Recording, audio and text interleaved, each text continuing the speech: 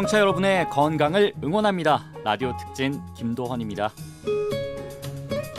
전주시가 난임 부부의 임신과 출산에 대한 지원을 확대합니다. 올해부터 난임 부부 지원 대상을 기준 중위소득 180% 이하로 확대한 건데요.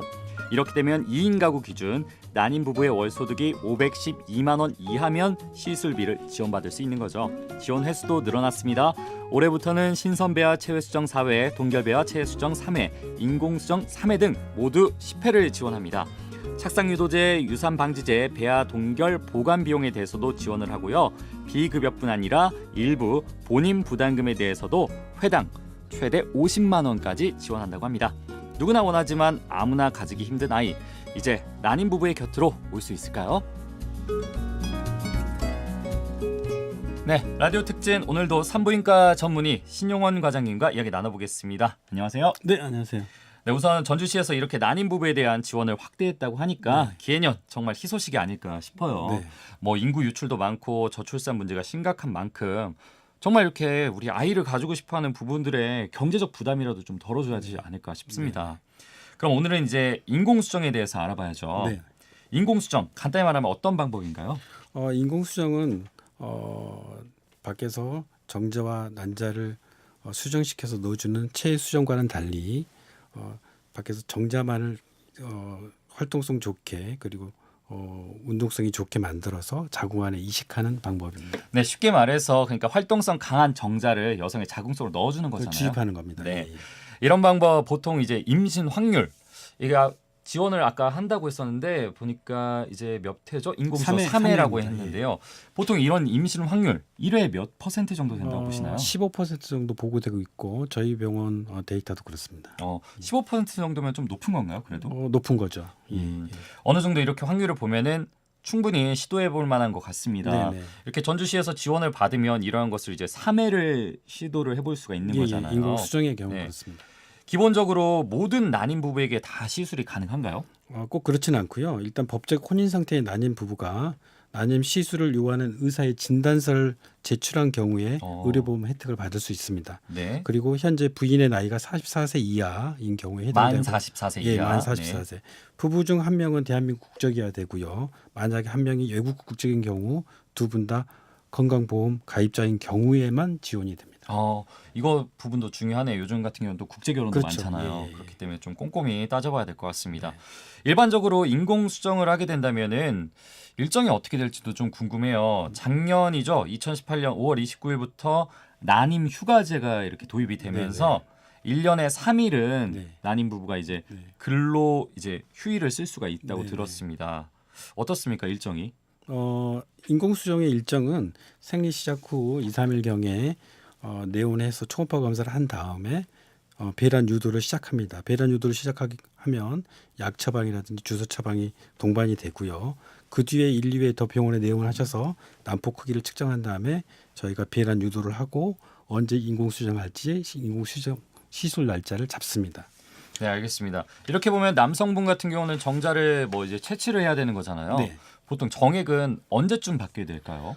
인공수정 당일날 남성은 2, 3일 정도 금욕이란 음주나 이런 걸 피하시고 금욕 생활이나 음주나 사우나 부부관계 등을 피하시고 병원에 내원하셔서 사정을 통해서 정액을 채취합니다. 네, 알겠습니다. 그런 후에 이제 시술을 받으시면 될 것 같은데 보통 이제 보니까 시술은 10분에서 15분 정도 걸리고 하루 정도 쉬면 충분히 일상생활이 가능하다고 들었어요.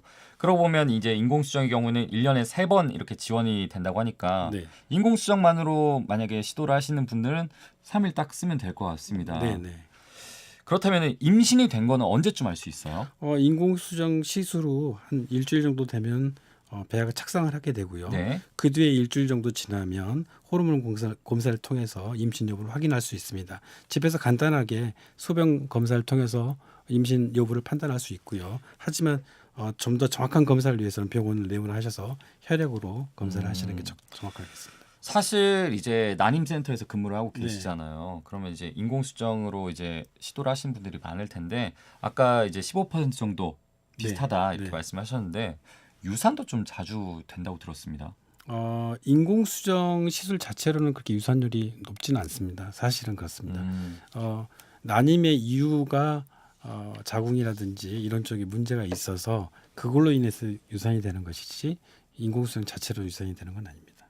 인공수정으로 그러면은 이제 착상이 되고 임신이 되면은 네. 웬만하면은 다 출산까지 이어진다 이렇게 봐도 그렇죠. 되는 문제가 거예요? 없으면요. 이건 좀 굉장히 긍정적인 것 같습니다. 예, 예. 해외 사례도 좀 살펴볼게요. 일반적으로 해외 선진국이죠. 이제 뭐 독일이나 프랑스, 스웨덴이랑 비교를 해봤을 때 지원 횟수는 저희도 비슷하더라고요. 네, 우리나라도. 네. 그런데 이제 조금 더 우리는 심각한 출산율을 가지고 있지 않습니까? 작년 이제 0.96명. 예. 이렇게 봤을 때는 이스라엘 같은 경우는 자녀가 2명이 될 때까지 네. 2명이 될 때까지 인공수정, 체외수정 이 시술을 무제한으로 지원을 한다고 네, 들었어요. 사실 현장에서 일하신 입장에서는 네. 실질적인 지원, 그러니까 난임 부부한테는 이런 것들이 있어야 된다. 어떤 부분이 좀 확대돼야 한다고 보세요? 이제 제 개인적인 생각으로는요. 물론 이런 난임 지원을 많이 해줌으로 인해서 출산율이 올라갈 걸 기대하고 있지만 사실 출산율이 그렇게 올라가고 있지는 않습니다. 제 생각에는 젊은이들이 결혼을 쉽게 할 수 있는 경제적 여건을 만들어주는 것이 급선무로 생각됩니다. 예를 들면은 집값 안정이라든지 취업률 상승 이런 것이 되겠죠. 또 아울러 결혼하는 비율을 높이는 것 이외에도 출산율을 높이기 위한 여러 가지 방법들이 있을 것 같습니다. 어떤 것들이 있을까요? 예를 들어 동거나 미혼모에 의한 출산도 사회적으로 용납이 되는 사회적 분위기가 조성이 돼야 될 것 같고요. 정상적인 결혼이 아니더라도 아이를 낳고 키울 수 있게 되면 자연스럽게 출산율은 올라갈 것 같습니다. 맞습니다. 사실 이렇게 정말 실제 부부들이 원하는 정책이 나와야 뭐 10,000원도 사실 난임의 이제 원인이라고 했잖아요. 10,000원을 그렇죠. 없애는 거는 앞에 원인을 없애는 거니까. 그렇죠. 이렇게 이런 방법들이 정책들이 계속해서 나오길 바라겠습니다. 네, 지금까지 대자연병원 난임센터 과장 신용원 산부인과 전문의와 함께했습니다. 오늘 말씀 예, 고맙습니다. 감사합니다.